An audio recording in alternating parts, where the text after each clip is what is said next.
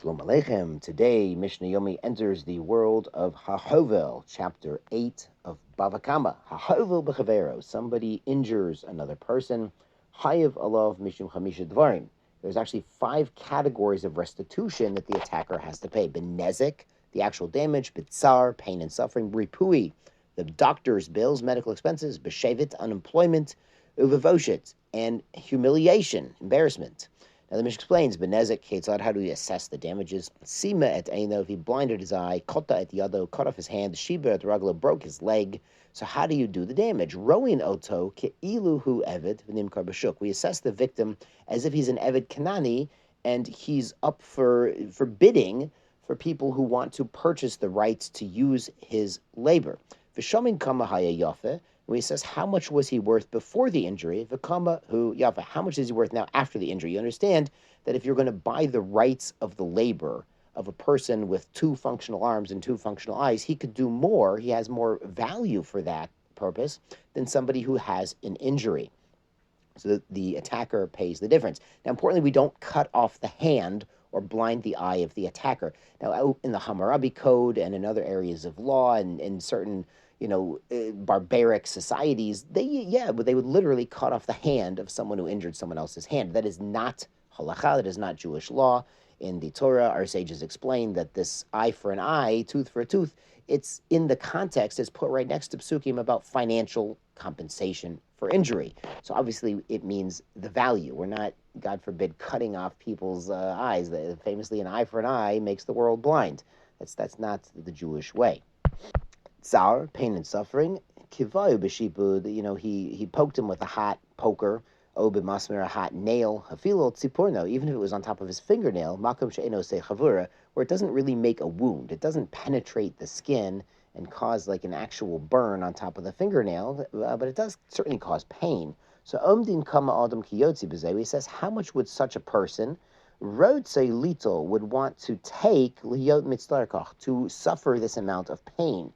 Now, in the Gemara, Daf 85, they actually explain people don't take money to suffer pain. I mean, people who are, normal, not mentally ill, aren't going to accept any amount of money to suffer physical pain.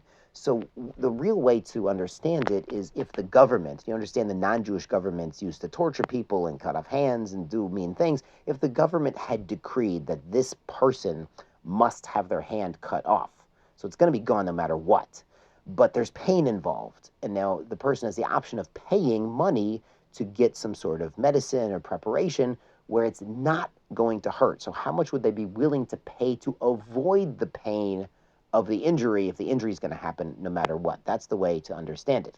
Ripui, the medical expenses. He kohu chayv. He hit him, he has to heal him. Rapo yopay. Alubut samachim, if he had blisters or an infection from the wound. If the doctors say it's from the original injury, he has to pay for that too. Potter. If it's not from the original injury, maybe it's bed sores, it's not really from the injury itself, he wouldn't have to pay. Haita vinistera, it healed up and then the injury returned. Haita vinistera did so again. He has to continue paying the medical bills. Haita kotzarka, if it was completely healed up, Eno chayev l'repaito. So you understand that, like, if he broke the guy's leg, and then on the X-ray they say, yeah, there's a union in the bone, he's fine again. Then the guy broke his leg again, so the attacker is not on the hook. Shevet, what about unemployment? Roinoto. So we assess him ke'ilu hu shomer keshuin. We pay him as if he is watching cucumbers. Even a person with an injury or disability could sit there, scare the animals away from the cucumbers. Shekavar naton lo demei yado demei roglo.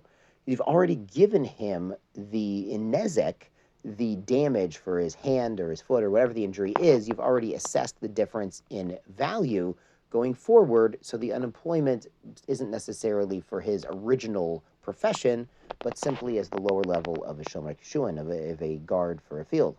Boshit, whatever embarrassment, hakolafia mevayesh mitbayesh, depends on the embarrasser and the embarrassee. The Bartanura brings from the Gemara, if somebody's a real lowlife and nobody likes the guy, and he spits on someone who's very high class and very refined and concerned about his honor and dignity, that's a bigger deal than, 2 guys who are both lowlifes, spitting on each other. It's a bigger embarrassment to the victim. Hamavayish at the arim. Someone embarrasses someone who's walking around naked. You might have thought he wouldn't feel embarrassment anyway, but the guy slapped him. Hamavayish the summa. And embarrasses a blind person, God forbid. Hamavayish at the yoshan. He embarrasses somebody who's asleep. They used to, do pranks where they would like draw on their face or something, like write a message on their face. They see it when they wake up. Chayiv. They have to pay for all these cases. These people suffer embarrassment.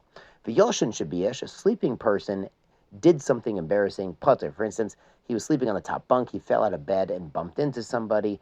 He's pater on the boshit. Naful minigag, somebody falls off the roof. He didn't want to fall off the roof, obviously. The hizik, the biish, he fell on someone, it hurt him and embarrassed him.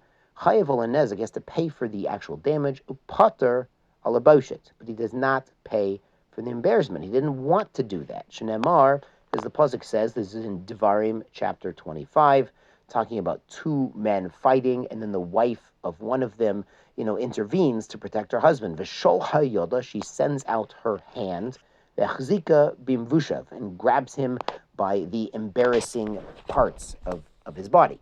So she's intending to do this. So the Mishnah learns from here, Eino chayiv ola boshit, you're not obligated to pay restitution for embarrassment until you intend for the actual act. Now on to chapter 8, Mishnah Bet. Zeh homer ba'adami b'shor. This is the stringency of human beings compared to ox or animals generally. Sha'adam mishalem nezek. A person pays not just nezek, the damage itself, but also tsar, the pain, ripui, the medical expense, shevet, unemployment, deboshet, and the humiliation. Mishalem demei vladot, and is explained over in chapter 5. A person also pays for a fetus that was miscarried as a result of his act. For sure, eno mishalem ele nezek, upater medvei vladot. A shore pays only nezek and does not pay for the other categories of damage and does not pay for a lost pregnancy. Shako hachem tiskuli mitzvahs.